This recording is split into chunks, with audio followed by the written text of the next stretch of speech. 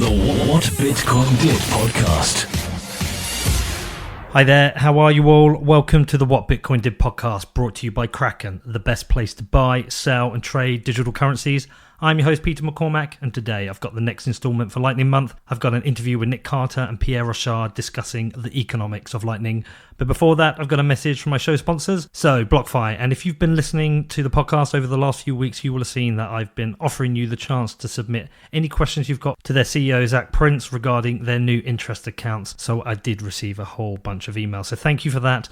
And today I collected up those questions. I got on the phone with Zach, we recorded it, and it's now live for you to listen to. So if you want to have a listen to this, if you've got some questions that you think he might answer for you as well, just head over to my SoundCloud page, which is soundcloud.com/what-bitcoin-did, and you'll find it there.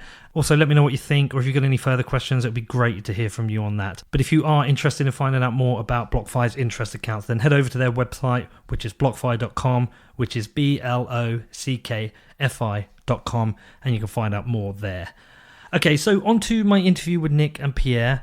And now that I've started to have a bit of a play with the Lightning Network, and also following some of my interviews I've already conducted, and then following some discussions online and people getting in touch with me, I'm starting to have questions and thoughts regarding Lightning, but also the relationship between Lightning and the base chain. So some of these questions come down to user experience, the experience of moving between Lightning and the base chain, and some of it is regarding the economics of it all. And one thing that I've been wrestling with is the relationship between the base chain and Lightning as adoption grows, and are there any risk that higher fees on the base chain will make it unaffordable for most people?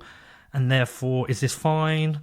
Is this the only way to scale something like Bitcoin? If the majority of people are pushed onto the second layer, will they be offered the same security and experience of the base chain? Or does this mean we have a two-tier Bitcoin? So something I've been wrestling with, and definitely Nick and Pierre were probably the two perfect people to get on the phone and discuss this with. They're two people I really respect and who have a really good grasp of the economics of Bitcoin. Pierre probably a bit more with Lightning, maybe Nick a bit more with the base chain. Maybe they would both say differently from that, but definitely two people it was worth discussing with, and I definitely came out the interview with a different perspective. So I hope this is useful to you. Have a listen. As you know, if you've got any questions, get in touch. Let me know what you think. And also, if you enjoy the show and you want to support it, just head over to my website. There's a section there. Just go to whatbitcoindid.com, click on support. That'll explain everything you can do to help, even if you just leave me a review on iTunes. It's all super helpful. Okay, so if you've got any questions about the interview, feel free to reach out to me. My email address is hello@whatbitcoindid.com.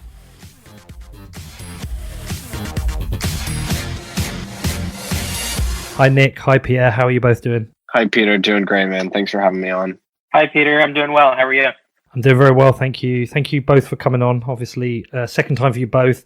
As you're aware, I'm doing a Lightning month, learning everything I can about Lightning. And one of the things I did was I tried to keep away from Lightning quite a bit before I knew I was going to do this, because I wanted to approach everything fresh.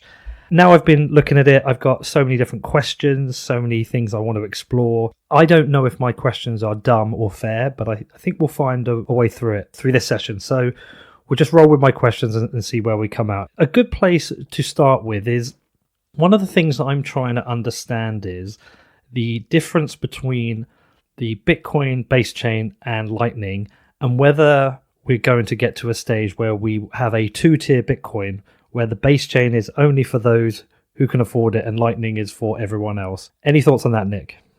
Yeah, that is a very good question. I don't view them as distinct. I mean, I see Lightning as essentially just encumbered Bitcoin with certain conditions required for its release. So, conceptually to me, Lightning is really just a name for an elaborate system of smart contracts, which mediate what you can do with your Bitcoins. And it's a arrangement that people enter into consensually so that they can unlock some additional usage out of Bitcoin. And I think actually I'm not an expert on this, but the direction that things seem to be going is to further blur the lines between Lightning or Bitcoin held in Lightning and Bitcoin itself. And this notion of a bifurcation seems strange to me, because in my opinion, for Lightning to work, you need to have sort of periodic closings and settlements to the main chain. So if the main chain for some reason gets stupendously expensive to use. My guess would be that that cost is inherited on top.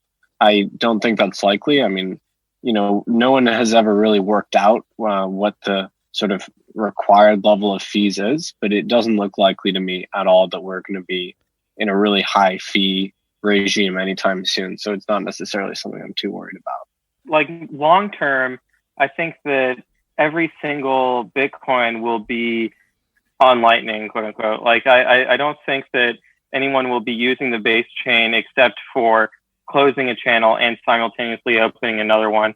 I don't think like the whales will be, sending on-chain transactions instead of sending off-chain, because I think that if we think about Bitcoin versus Lightning, or on-chain versus off-chain, we're thinking about a set of trade-offs, and the most important trade-off is that you have to be online for Lightning, whereas with on-chain Bitcoin, you could be offline for forever and not have it be a problem.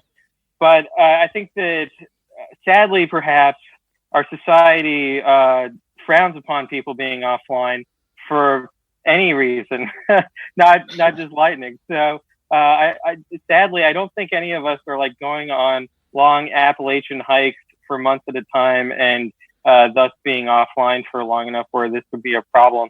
So I think that everyone's online all the time, and so that trade-off is perfectly acceptable.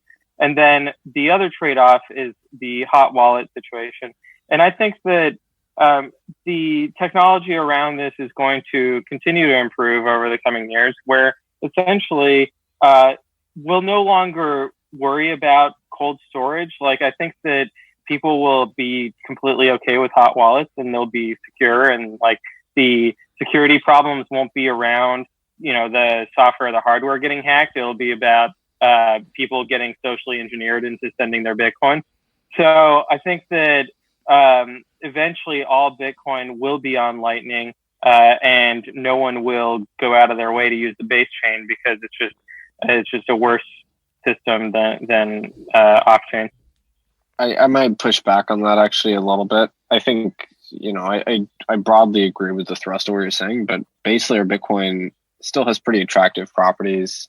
And, let's say you're like a political dissident and you're in jail for 5 years, and you have a brain wallet, and you posted the QR code before you went to jail. I think you should still be able to collect, donations in that time, even though you're totally offline. That's just one like simple case where I think base layer Bitcoin is still kind of preferable. I think obviously though we're a long way from being at a stage where all transactions are done through Lightning and the base chain is just for opening and closing channels. So we're obviously a long way away from that. One of the things I'm trying to get my head around with this is that I'm trying to understand the different trade-offs, because there's a few things that have kind of come together for me at the same time I'm trying to figure out. So the security of the Bitcoin network is reliant upon miners, and often the discussion comes up about what happens as the miner rewards drop. We're going to require a fee network. So if we require higher fees, therefore the base chain is going to have limitations to who actually uses it. I'm getting kind of lost in this circle now, where people are saying we don't need to talk about the fee network because this is years away for the mining rewards to drop so far. Yet at the same time, there will be implications later on. Can you see where I'm kind of getting lost in this circle? Yeah, it's tricky, because the problem with very openly discussing potential shortcomings that you're worried about is that they can then get magnified by people who might be operating in less than good faith, who are looking for the most compelling attack vectors against Bitcoin to promote their own scheme, for instance. So I would say that is part of the reason why discussion of potential issues is not as open as it might be otherwise. That said, there is definitely a school of thought within Bitcoin land that actually this isn't a problem, and that even as the subsidy goes away, maybe the absolute properties will change a little bit, but it's not as much of an existential threat. So there's still a debate on whether it's actually, a serious long-term threat or not. I'm sure Pierre has thoughts on that too. Yeah, so I do think that it is a long-term threat. I think that the way that we think about it today is just, it's like going back in the 1920s and looking through a book about the future.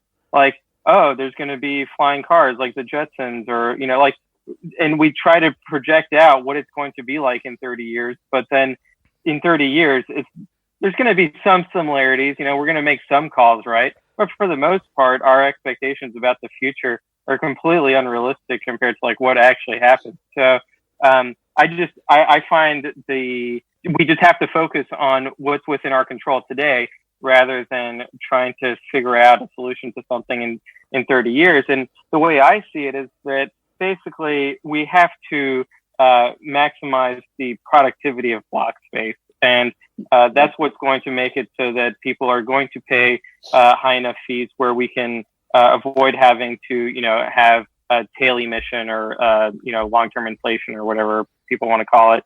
But the other thing too is that like people, when they're discussing this topic, like they'll use the word security, which implies that if there's not enough security, then the system fails on a global basis. Whereas really what we're talking about is probabilistic transaction finality, where if a given person has an insufficient amount of finality, that actually doesn't cause the system globally to fail. It might mean that they get double spent on locally. And so what we've seen is that a local failure like that, and it happened with Ethereum Classic recently, but I mean, these things, like, people say, oh, well, that's not the same or whatever. But I really think the economics are and the logic of it is pretty clear, which is that it's only the person who got double spent on that, quote unquote, loses faith in the system.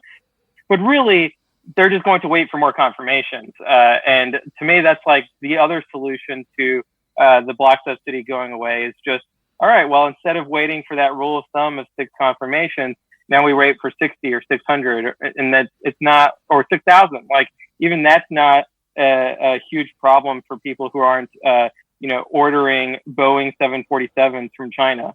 Yeah, and just to add to that, I would say it would be extremely fruitful for some of the more, mathematical and theory-minded people in the industry to revisit that 6 confirmation rule of thumb and determine or devise a dynamic model for confirmations, or just maybe a more justifiable. The 6 confirmation kind of rule of thumb comes from almost a throwaway comment Satoshi made at one point. I think there's other variables that come into play there, including the size of the transaction you're accepting, what has happened recently with hash rate, and whether you have a non-repurposable hardware on your chain, whether there's a big secondary market for that hardware. In my opinion, there are many more factors that are highly salient there. And the factors you just listed are just the endogenous factors to the chain. If you look at the exogenous factor of like, who is it sending this transaction? Do you have legal recourse if they do defraud you by doing a double spend? In which case, like that kind of obviates a lot of endogenous concerns. That's true, but I don't know if we want to make Bitcoin security model dependent on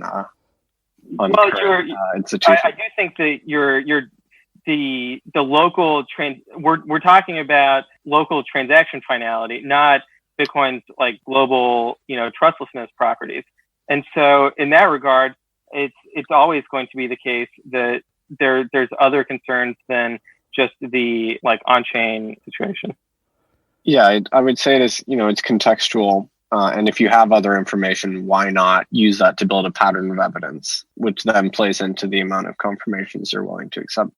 The other thing I'll say on this point broadly is that it's really weird to me that people, when they model out Bitcoin's like long-term security, et cetera, or security budget, and then use that to guess at what fees are going to be, they just take today's security expenditure and model all of their assumptions on that. Like, what would it take to extend today's security budget into the indefinite future?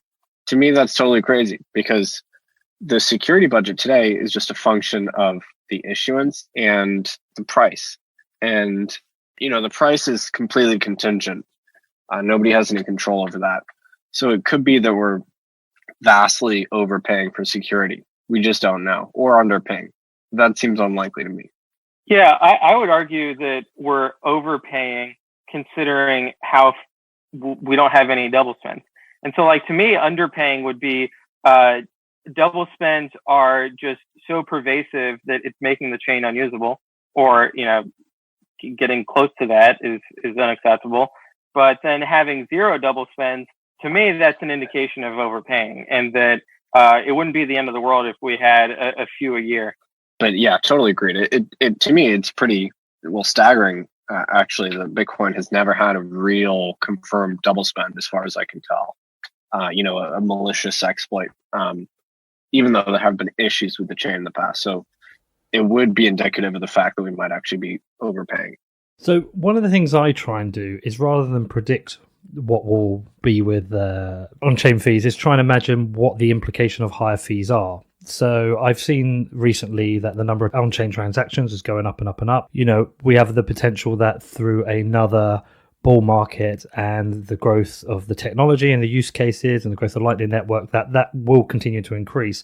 And perhaps on-chain fees may be $10, $20, whatever they are. A couple of notes that came back to me was, one person said that $60 fee is a good price to pay for a transaction on a secure immutable ledger. And then there was another comment from Giacomo where he said, yes, valuable things are scarce. So there's almost a defense, therefore, of high on-chain fees. But what I'm trying to understand is, what is the implication for people who maybe want to get involved in Bitcoin, or they aren't Bitcoin rich? Does that mean they are therefore excluded from the base chain and the majority of their experience is on Lightning and Lightning only? Yeah, I mean, just mathematically, right? Like, if someone wants to buy $20 worth of Bitcoin and the on-chain transaction fee to send it to their wallet is $10, like, that's just an unrealistic situation where they would just go use Lightning instead. And so it's on us to make sure that Lightning is usable for that. Yeah, I think something people miss is the fact that you can onboard directly into Lightning. You can create in the near future, you will be able to with many exchanges and Bitcoin banks, so to speak. So, I happen to know that there are many active projects working on that. So you won't have to onboard into base layer Bitcoin and then do a cumbersome transition to Lightning. It'll just be much more seamless. So, of course, transacting on Lightning is not free, because you do depend on the ability to exit to the base layer potentially. But the other thing I'll say is that, in my opinion, fees are never low or high. They just are a certain amount. The system is this emergent dynamic system, and it outputs a certain level of fees in Satoshi terms. The reason people really think fees were super, super high in late 2017 was because the unit price was high. So it was high in dollar terms. But if you look at the spikes in like sats per byte, in terms of the system that doesn't know what the price is in dollars, 3 of those spikes, like we had a spike in June 2017 that was about as high as the spike in November. So the reason people really focus on the $50, $60 fees is because that was when the unit price was $19,000. So yeah, I would say that's kind of a distraction. People index it to that, which doesn't make sense. Everyone's been complaining about the high fees recently. If you actually look at the chart of fees, they're still minuscule. And, it's just ridiculous that, a scarce spot on the world's most secure ledger can be yours for about $1 right now, or less. I mean, much less in practice. So I don't think fees are ever low or high. It's just a function of your expectations. And if your expectations are miscalibrated, that's almost, your fault. Yeah. And a bigger problem really, in my mind, is the volatility of fees.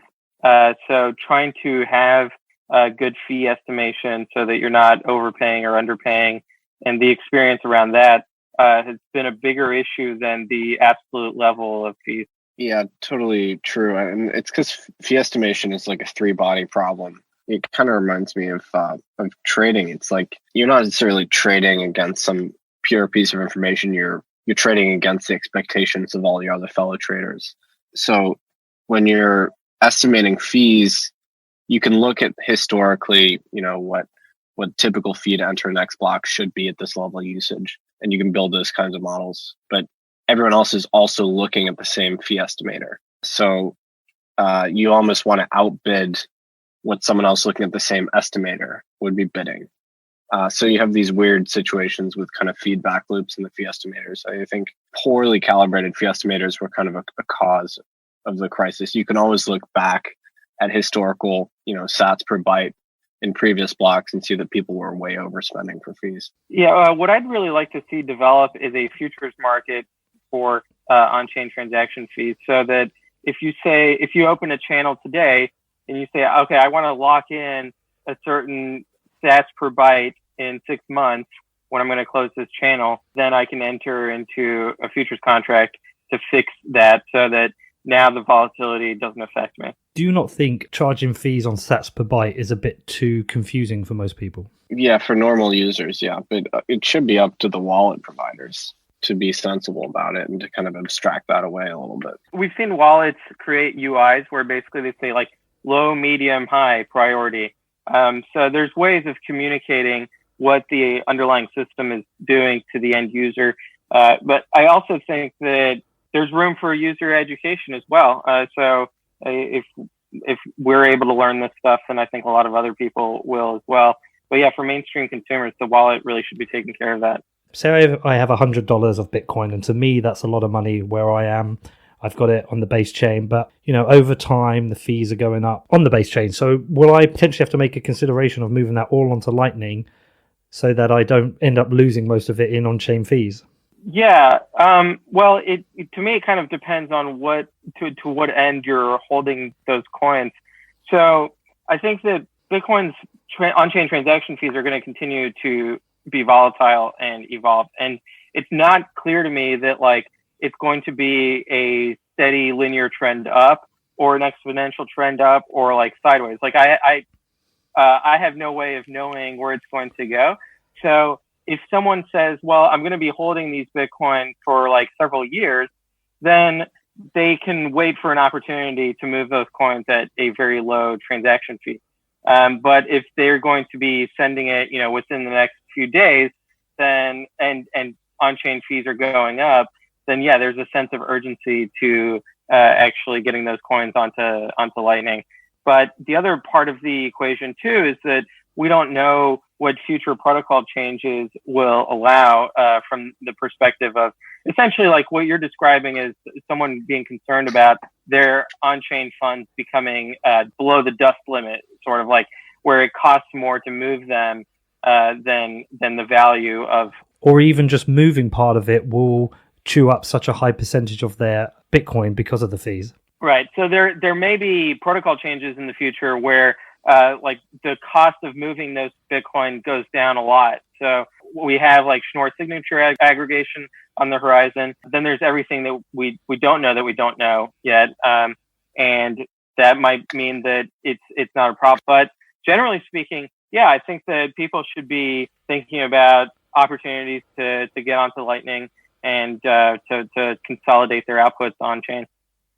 Yeah, I would echo what Pierre said. I mean, the development trend in Bitcoin seems to be towards more parsimonious usages of block space, with Schnorr being a great example. And, just the mere adoption of SegWit really moves the needle a lot. So SegWit gave us a 2.5, 3x increase if people actually use SegWit a lot in block space. So really big efficiency increase. I mean, it was an effective block size increase, right? And the effect of that is very stark.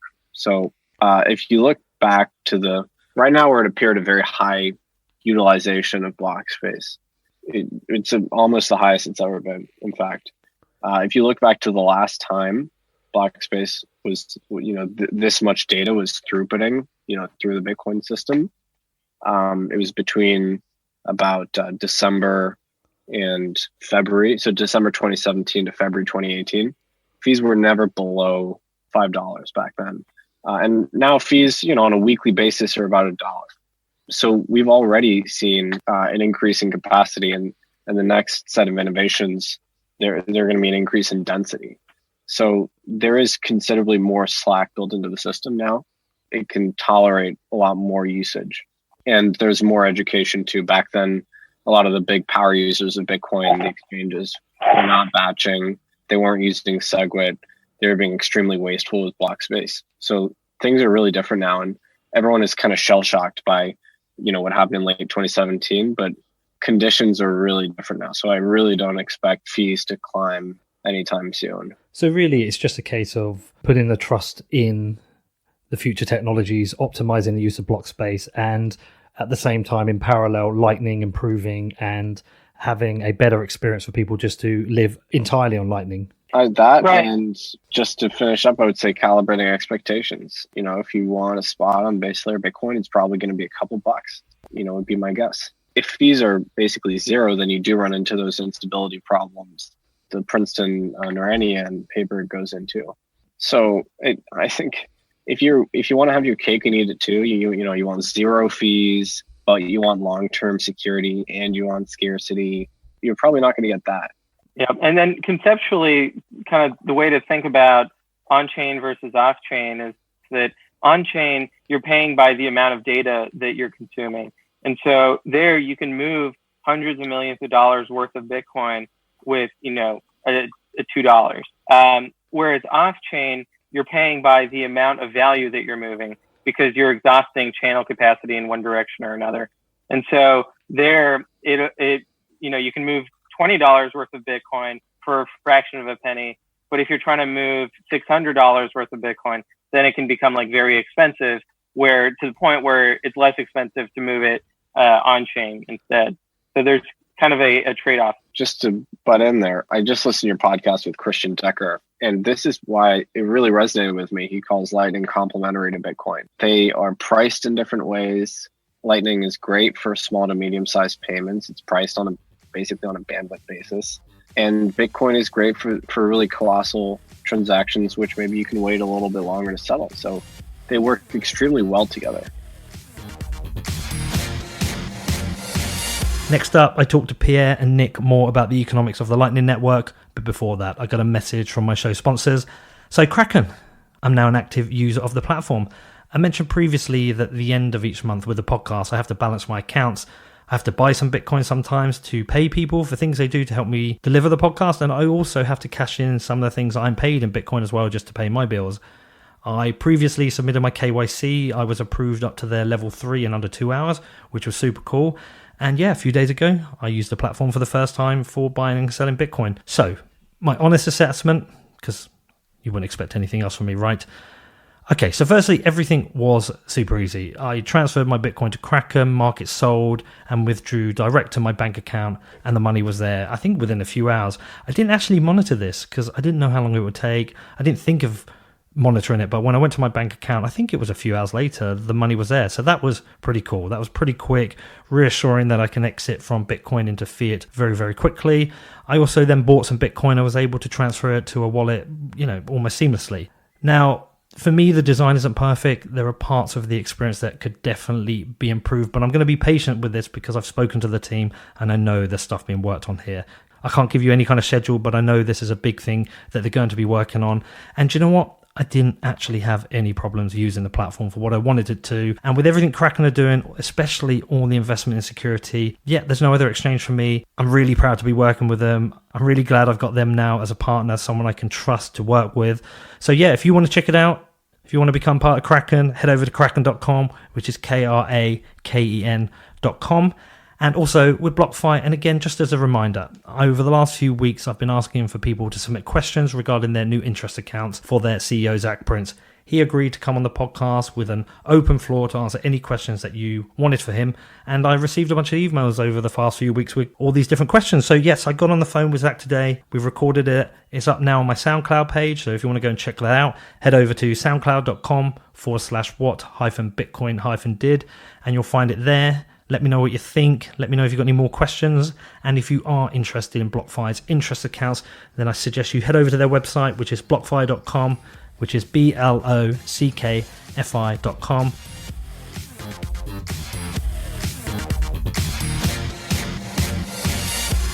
See, one of the things that Christian talked about, which I'm just slightly trying to get my head around, is splicing, where he talks about the wallet. When you choose to make a payment, it will it will figure out which is the best, whether it will be best to be on-chain or off-chain. How much do you understand about splicing, Pierre, and how much can you add to this?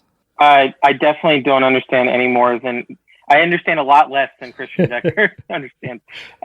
But conceptually, it makes sense to me that you could add capacity to a channel with just one on-chain transaction instead of having to close the channel and then open a new, bigger one. So let's talk a little bit about Lightning as well. When I interviewed Jack Mallers, he talked about he sees a scenario where there's going to be plenty of people who will use Lightning and Lightning only and never touch the base chain. They will have a Lightning wallet, they will buy some Satoshis and use them, etc. And anyway, they want, but they will stay entirely on Lightning and never come off that. One of the things I didn't understand about that is, does that mean there will be channels that will never close? And then secondly, as I've moved Bitcoin onto Lightning myself, my Satoshis in my Lightning wallet are represented by my Bitcoin, which are held on the base chain, which are opened up with the multi-sig. Who owns those Bitcoin for the person who's bought the Satoshis? Do you understand the question? Yeah, you do. You still own the Bitcoin. The metaphor I use is when we're using the legal system and we have contracts, we don't go to court every time we rely on a contract. We only go to court when we have a dispute on the contract. And so it's still the case that we have a contract, even if we don't go to court and legally prove it. And that's kind of the way I think about off-chain, is that we don't go back on chain unless there's a dispute. Or in the case of Lightning, you need to close the channel because you need to open up liquidity in a different direction. But the idea being that you still have a perfectly valid Bitcoin transaction that you're sitting on. So you still own all those Bitcoin. It just hasn't been broadcast to the network. But am I essentially buying that Bitcoin off an exchange then, but I only have it represented as Satoshis? Or is there some part of a multi-sig contract that represents that part of that Bitcoin I own? Well, both. So when you're, let's say you were to go use an exchange and you're buying on Lightning, you're buying Bitcoins on Lightning or using Lightning, receiving them with a Lightning wallet. So they would open a channel with your Lightning wallet where they have outbound capacity and you just have inbound capacity. And then at that point, they would send over Satoshis to you. Now, that transaction or that kind of flow of payments is the same in any kind of situation, if you just leave out the exchange. So it is the case that you are updating valid Bitcoin transactions every time that you update a channel's balances. So you definitely still have an on-chain transaction that you could broadcast to the network if you wanted to. Yeah, another way of putting it would be that if you buy Lightning from an exchange, you buy the option to transact base layer Bitcoin. Okay. So am I at any risk that channel gets closed by somebody and therefore my Satoshis on Lightning therefore become a Bitcoin base chain transaction? Yes, absolutely. And there we kind of run into some of the issues with what's being developed is called Autopilot, which allows for automatic management of channels. So a channel could hypothetically be open forever. There's nothing about it that makes it so that it expires after a certain amount of time. So ideally, all channels will just stay open forever, but that's just not, we don't live in an ideal world. And the people who are on the other side of the channel at any point can close the channel on you. And that's where the software in the future will automatically kind of figure out, okay, this person has this actuarial, expectation of closing a channel. So we're not going to open a channel with them because they're unreliable. We're going to find someone who almost never closes channels on others. So that might be the way that the software optimizes to avoid that kind of situation. But I just want to reiterate, this will all be automated so that the end user does not have to worry about it himself or herself. But you could get, if you're dealing with malicious counterparty, to take recourse, you might have to do an on-chain transaction. Yeah, so if the person in the channel decides to breach, so that is they broadcast an old channel state, or they're just offline and thus tying up your liquidity in a kind of an inactive channel because they're offline. then yeah, you are kind of forced into a situation where, well, with the breach transaction, they've already broadcasted an on-chain transaction, so you have to go and punish them, and then you get all the funds from the channel. So in that situation of punishing a malicious person, you actually profit off of that, assuming you're online. If you were offline, then you lose the money. But in the case of someone who is just unresponsive and is kind of a useless peer on the network, then you do have to close channels. What I would be worried about isn't so much like an individual having this problem. If we have kind of a network-wide issue where, for example, right now there's a player called LN Big, and they've been opening up hundreds of channels with different peers on the network. So if they were to go offline, or if they were to suddenly decide they're going to force close all the channels on everyone, then that would be disruptive to the network, right? And so that, I think that network-wide issues like that are a bigger concern in my mind than a local problem, because someone generally, like, you should have like 8 channels open with different peers so that if one goes down, then you're still resilient for sending payments on Lightning.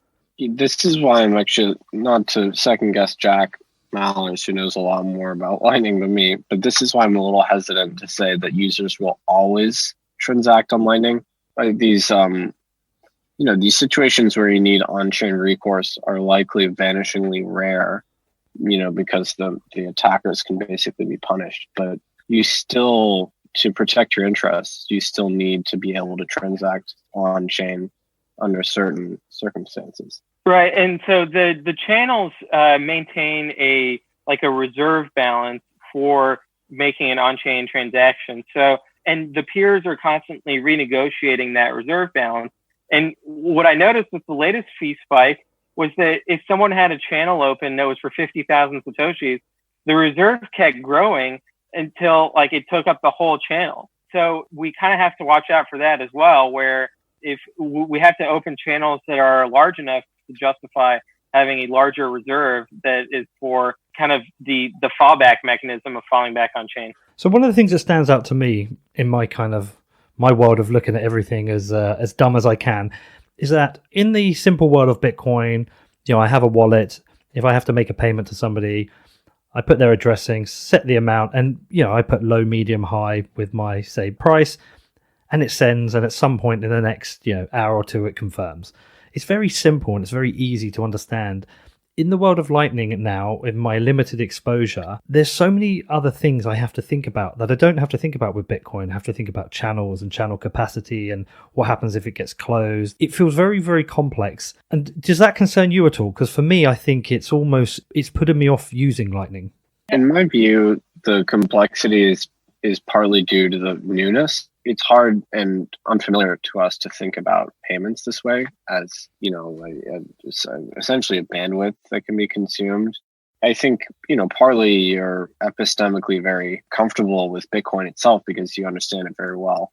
So you don't really think about, SHA-256 when you're transacting. You fully grokked the system and, you don't have to worry about the minutia. With Lightning, certainly is more complex, but I think about Lightning in terms of just as a deferred settlement system, which is one of the basic primitives of finance, is just achieving efficiency through deferred settlement with counterparties that you might trust a little bit more. And I don't really worry about all the complexity, and I would say that's the challenge to the developers, is to abstract it away a little bit.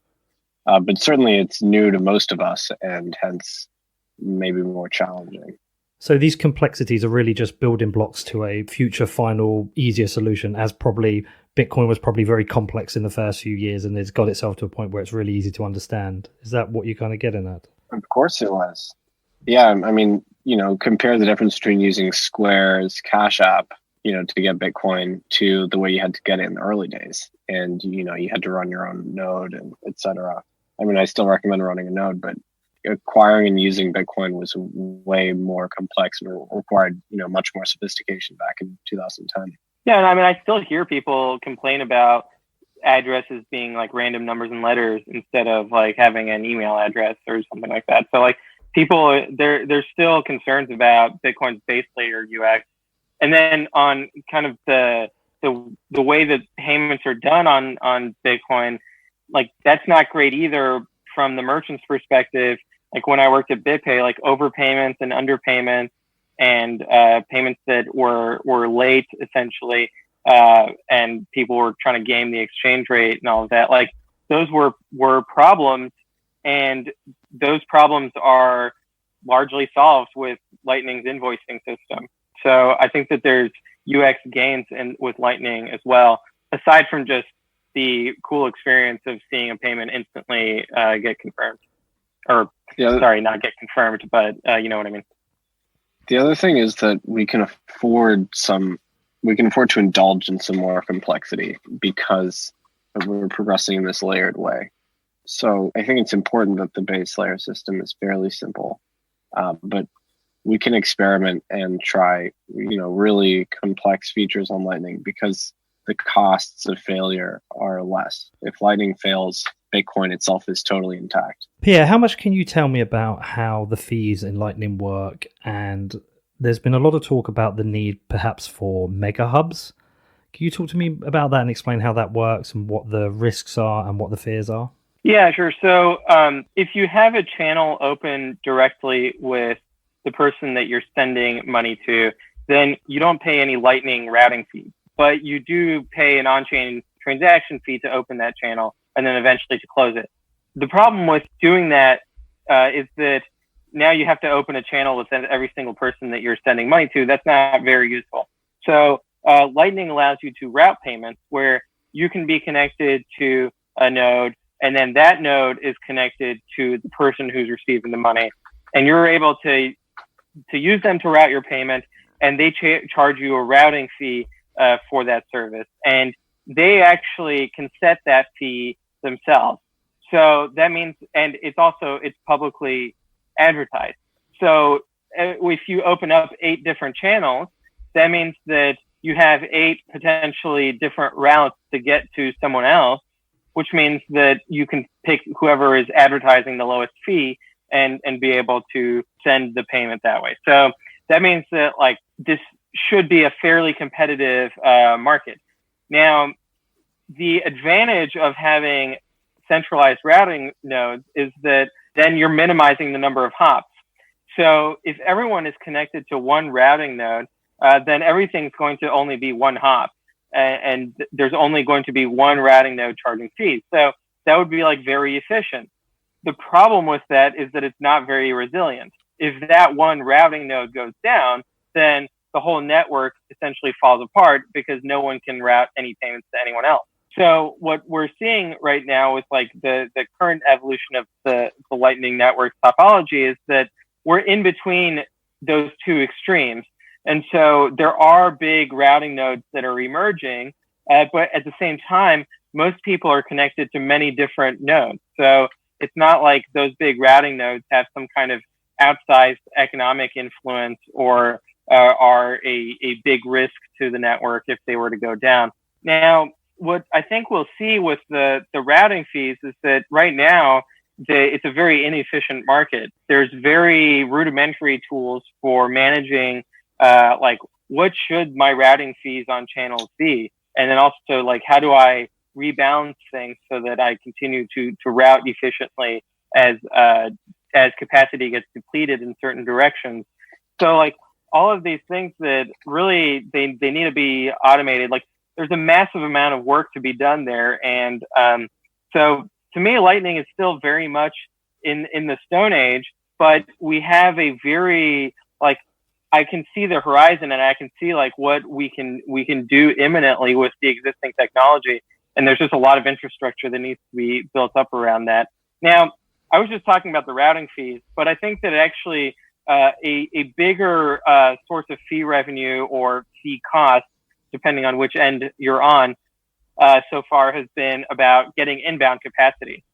So ideally, you would just get inbound capacity for free because other nodes are randomly connecting to you.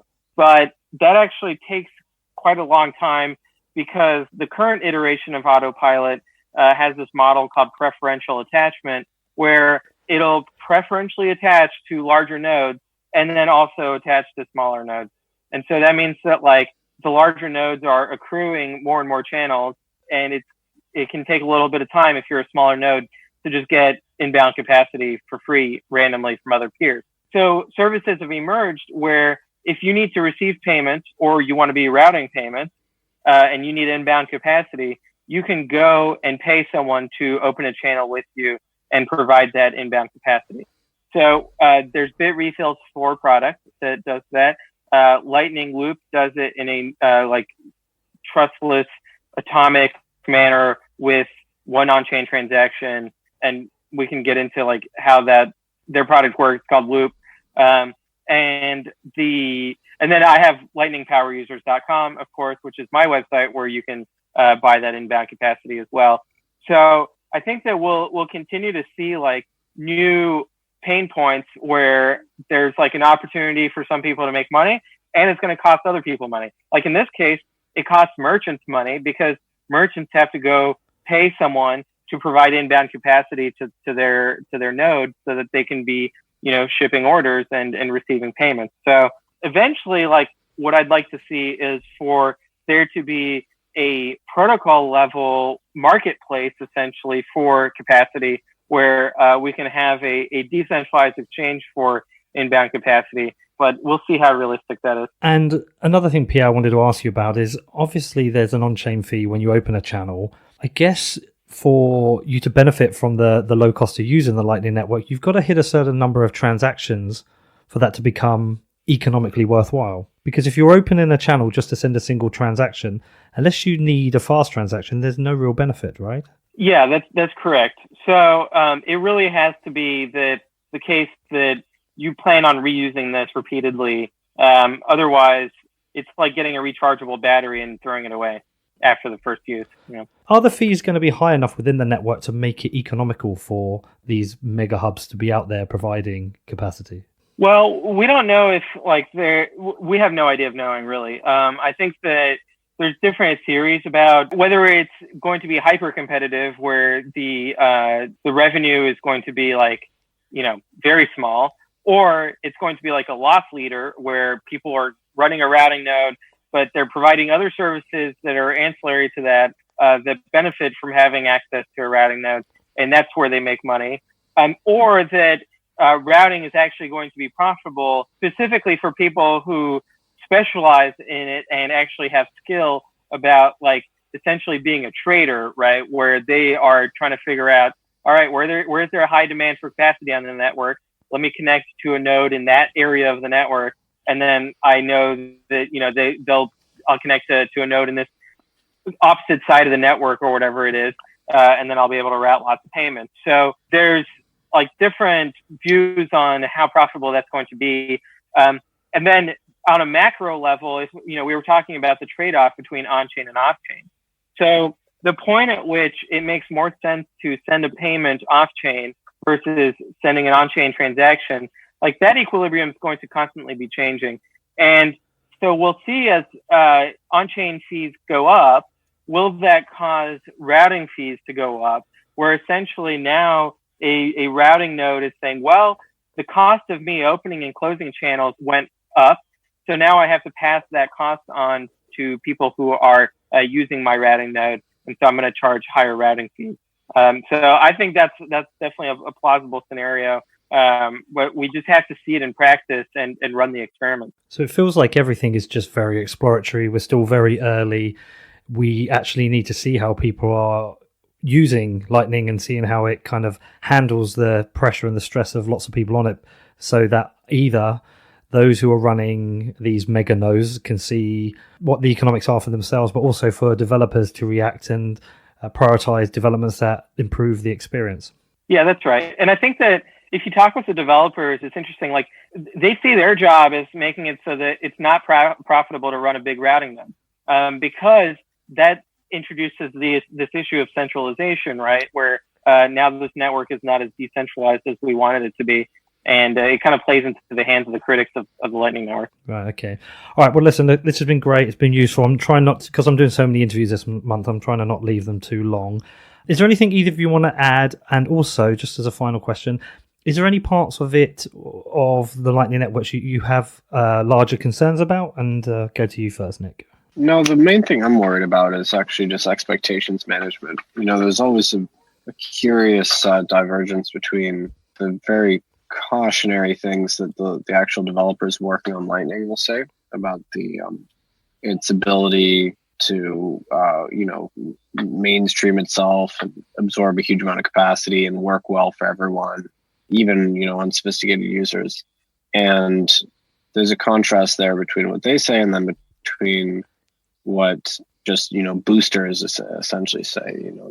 And there is a really significant risk, I would say, which is the risk of Bitcoiners or outsiders becoming disappointed by the pace of progress there. And I think people like Christian Decker do a really good service when they bridge that gap, and they they'll qualify the pace of development and make it clear what the constraints are, and that Lightning is maybe not a silver bullet to solve all of Bitcoin's problems, and that's fine because that was never the expectation. But if that is the expectation, then it becomes kind of a crisis for Bitcoin, and in part the block size wars were due to super inflated expectations about what base layer Bitcoin could do, and then the delta between those expectations and reality. And it's not that the reality was wrong, it's that the expectations are too high. And I've seen a little bit of this on Lightning, it being presented as this, final solution to all of Bitcoin's issues. And I think it's a really vital piece of the puzzle, and a really sophisticated network, which is way beyond its years already in terms of the amount of adoption it's getting. But, I think it's also worth just recalling that Bitcoin itself works fine. If Lightning doesn't grow to the desired size, that's not fatal to Bitcoin. And, we're not necessarily indexing our hopes for Bitcoin on Lightning, although I think Lightning is the most promising development, in Bitcoin right now. So that's my note of caution. Yeah, I completely agree. And I found like the best way to manage people's expectations is to just have them use it. And so that's why I created the node launcher. And so if you want to try out Lightning and see if let reality set your expectations instead of Twitter, then that way you can see like what the promise is, which is like people who have been able to send payments are raving about it. And then what some of the pitfalls are. Like I do get lots of support requests from people who are having technical difficulties with using the Lightning Network. And so to me, there's no better way of adjusting people's expectations than sticking their nose in it. And so I'd highly encourage people who are curious about it to not spend too much time reading about it and actually go use it and then read about it. That way you can have a taste of where it currently stands. So I've written a Medium post.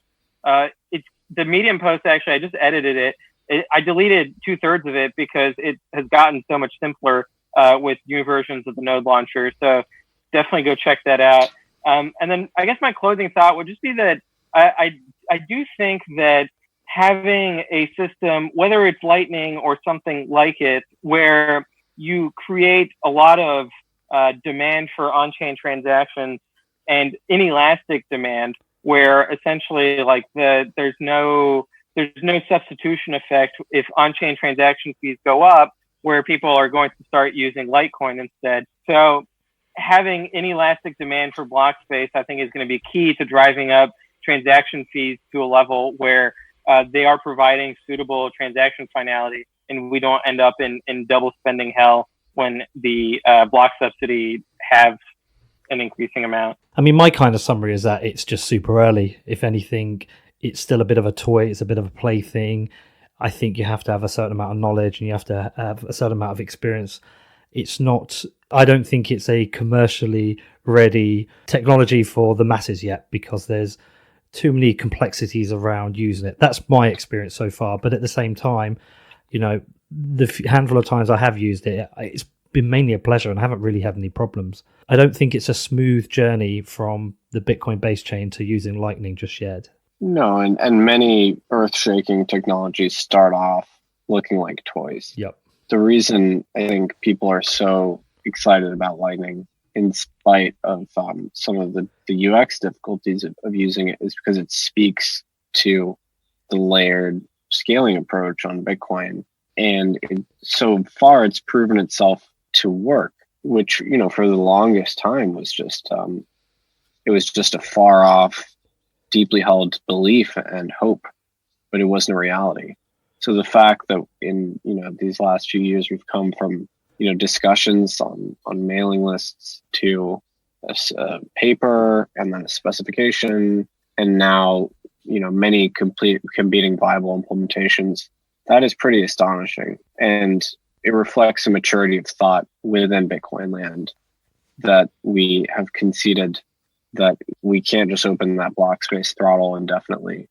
And, we're now in the process of building out this overlay network, which makes Bitcoin true to maybe some of the early visions for what it would be. And that is extremely exciting and important.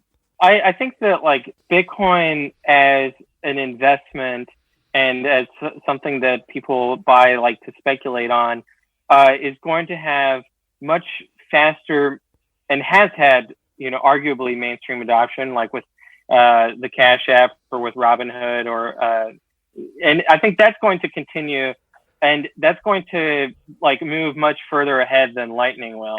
And I think that like there's always going to be like Lightning's never going to be finished, so it's always going to be getting improved. And it might be like a few years before I would say, Lightning is ready for mainstream per se, of someone just downloading an app on their phone and using it. But like that's okay, because Bitcoin itself is also not really mainstream, even though like the news talks about it all the time, but it's not like all 300 million Americans are using Bitcoin. All right. Well, listen, look, appreciate both of your time as ever. It's very useful for me to put some of my dumb questions to you. So thank you both for coming on again. Sure thing. Thanks for having me on. Thanks so much, Peter.